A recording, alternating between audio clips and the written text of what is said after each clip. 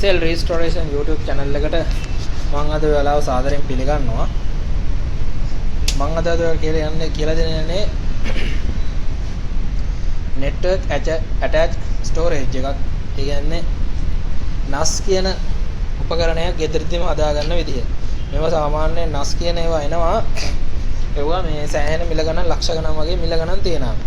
අද මම ඔයාලට කියලා දෙන්න යන්නේ low budget NAS එකක් හදා ගන්න විදිහ. අපිට මුලින්ම ඕන වෙනවා සාමාන්‍යයෙන් i3 second gen හරි නැත්නම් dual core හරි core 2 හරි motherboard එකක්. ඒ වගේම RAM දෙකක් සාමාන්‍ය 4GB වගේ අප් වෙන්න RAM දෙකක් අපි ගන්න ඕන. දැනට මම පාවිච්චි කරලා තියෙන්නේ G41 motherboard එකකුයි dual core processor එකකුයි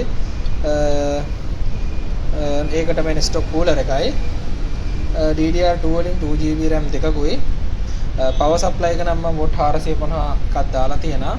storage එකට gigabyte 320 hard එක ඇතුළට include කරලා තියෙනවා.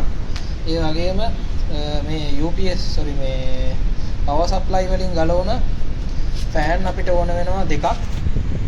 උඩටයි පැත්තටයි. ඒ මොකද රස්නේ හුලං එළියට ගහන්න අපි machine එක on කරලා බලමු.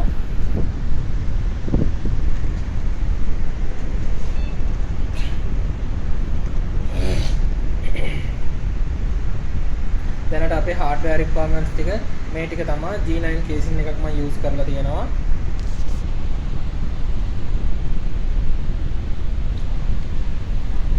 core 2 4GB RAM එක තියෙනවා. hard disk එක GB 320 hard disk එකක් අපි use කරලා තියෙනවා.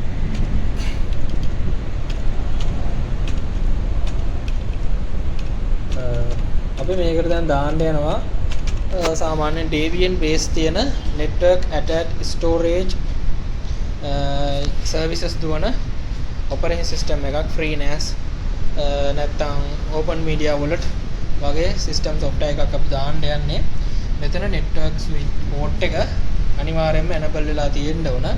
මේ board එකක් ඕගොල්ලන්ට පරණ board එකක් හොයාගත්ත හැකි සාමාන්‍යයෙන් computer කරන තැනකට ගිහිල්ලා පොඩ්ඩක් service කරලා තව මේකේ තියෙන අනිවාර්ය අංගයක් විදිහට මේ board එකේ CMOS save වෙන්න ඕන. මොකද OS එක run වෙන්න ඕන හින්දා මම අපේ Debian OS එක boot කරගෙන ඊළඟට එන්නම්.